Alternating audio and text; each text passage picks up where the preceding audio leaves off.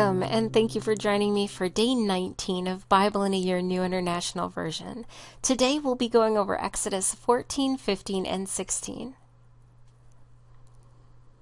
Then the Lord said to Moses, "Tell the Israelites to turn back and camp near Pi-hahiroth, between Migdol and the sea. They are to encamp by the sea directly opposite Baal-zephon. Pharaoh will think the Israelites are wandering around the land in confusion, hemmed in by the desert. And I will harden Pharaoh's heart, and he will pursue them, but I will gain glory for myself through Pharaoh and all his army, and the Egyptians will know that I am Lord." So the Israelites did this. When the king of Egypt was told that the people had fled, Pharaoh and his officials changed their minds about them and said, "What have we done? We have let the Israelites go and have lost their services." So he had his chariot made ready and took his army with him. He took 600 of the best chariots, along with all the other chariots of Egypt, with officers over all of them. The Lord hardened the heart of Pharaoh, king of Egypt, so that he pursued the Israelites who were marching out boldly. The Egyptians, all Pharaoh's horses and chariots, horsemen and troops, pursued the Israelites and overtook them as they camped by the sea near Pi-hahiroth, opposite Baal-zephon. As Pharaoh approached, the Israelites looked up, and there were the Egyptians marching after them. They were terrified and cried out to the Lord. They said to Moses, "Was it because there were no graves in Egypt that you brought us to the desert to die? What have you done to us, bringing us out of Egypt? Didn't we say to you in Egypt, 'Leave us alone, let us serve the Egyptians'? It would have been better for us to serve the Egyptians than to die in the desert." Moses answered the people, "Do not be afraid, stand firm, and you will see the deliverance the Lord will bring you today. The Egyptians you see today you will never see again. The Lord will fight for you. You need only to be still." Then the Lord said to Moses, "Why are you crying out to me? Tell the Israelites to move on. Raise your staff and stretch out your hand over the sea to divide the water, so that the Israelites can go through the sea on dry ground. I will harden the hearts of the Egyptians, so that they will go in after them, and I will gain glory through Pharaoh and all his army, through his chariots and his horsemen. The Egyptians will know that I am the Lord when I gain glory through Pharaoh, his chariots, and his horsemen." Then the angel of God, who had been traveling in front of Israel's army, withdrew and went behind them. The pillar of cloud also moved from in front and stood behind them, coming between the armies of Egypt and Israel. Throughout the night the cloud brought darkness to the one side and light to the other, so neither went near the other all night long. Then Moses stretched out his hand over the sea, and all that night the Lord drove the sea back with a strong east wind, and turned it into dry land. The waters were divided, and the Israelites went through the sea on dry ground, with a wall of water on their right and on their left.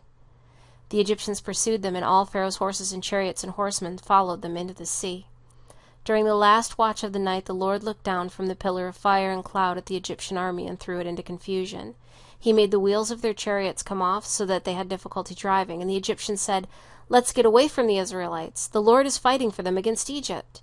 Then the Lord said to Moses, "Stretch out your hand over the sea so that the waters may flow back over the Egyptians and their chariots and horsemen."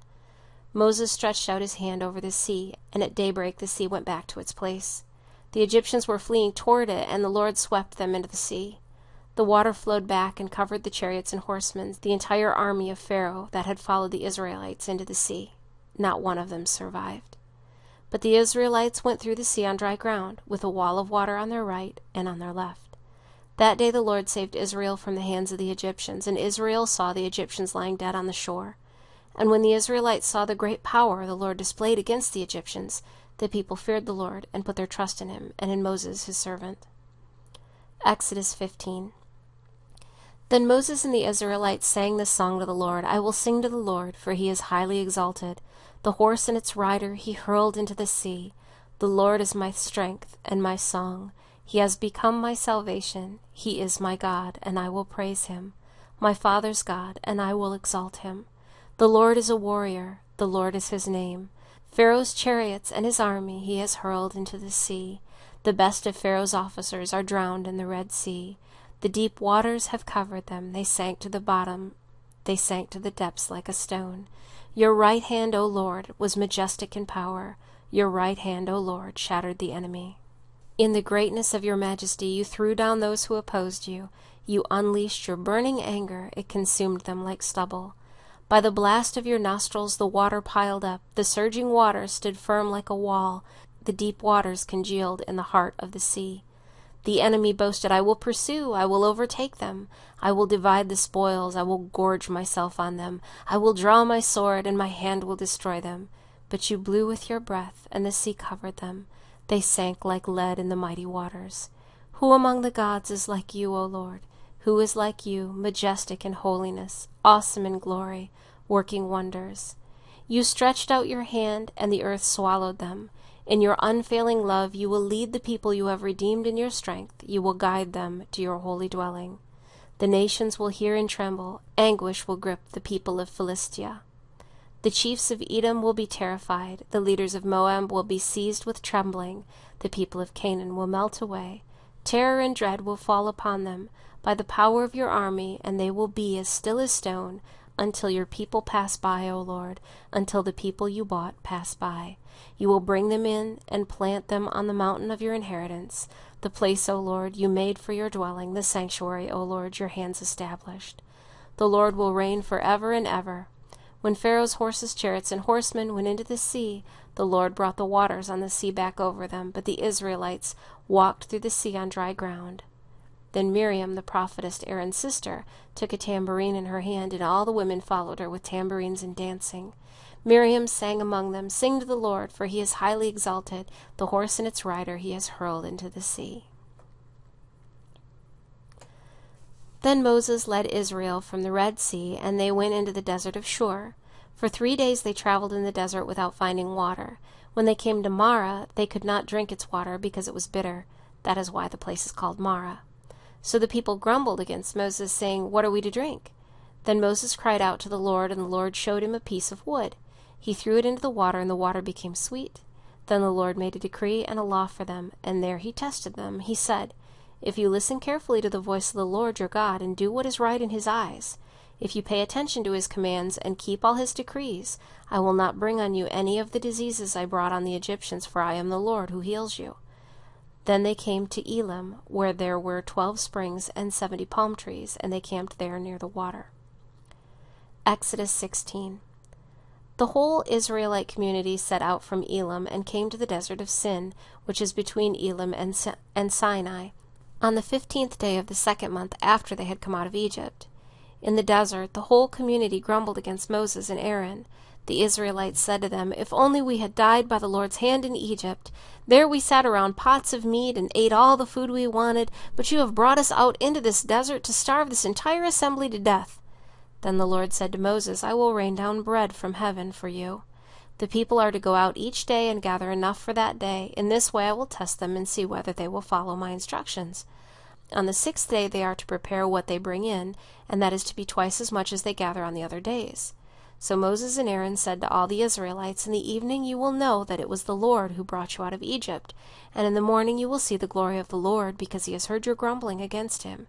Who are we that you should grumble against us? Moses also said, You will know that it was the Lord when he gives you meat to eat in the evening and all the bread you want in the morning, because he has heard your grumbling against him. Who are we? You are not grumbling against us, but against the Lord. Then Moses told Aaron, Say to the entire Israelite community, Come before the Lord, for he has heard your grumbling. While Aaron was speaking to the whole Israelite community, they looked toward the desert, and there was the glory of the Lord appearing in the cloud. The Lord said to Moses, I have heard the grumbling of the Israelites. Tell them, At twilight you will eat meat, and in the morning you will be filled with bread. Then you will know that I am the Lord your God. That evening quail came and covered the camp, and in the morning there was a layer of dew around the camp. When the dew was gone, thin flakes like frost on the ground appeared on the desert floor. When the Israelites saw them, they said to each other, What is that? For they did not know what it was. Moses said to them, It is the bread the Lord has given you to eat. This is what the Lord has commanded. Each one is to gather as much as he needs. Take an omer for each person you have in your tent. The Israelites did as they were told. Some gathered much, some little. And when they measured it by the omer, he who gathered much did not have too much, and he who gathered little did not have too little. Each one gathered as much as he needed. Then Moses said to them, No one is to keep any of it until morning. However, some of them paid no attention to Moses. They kept part of it until morning, but it was full of maggots and began to smell, so Moses was angry with them. Each morning everyone gathered as much as he needed, and when the sun grew hot it melted away. On the 6th day they gathered twice as much, 2 omers for each person, and the leaders of the community came and reported this to Moses. He said to them, "This is what the Lord commanded. Tomorrow is to be a day of rest, a holy Sabbath to the Lord.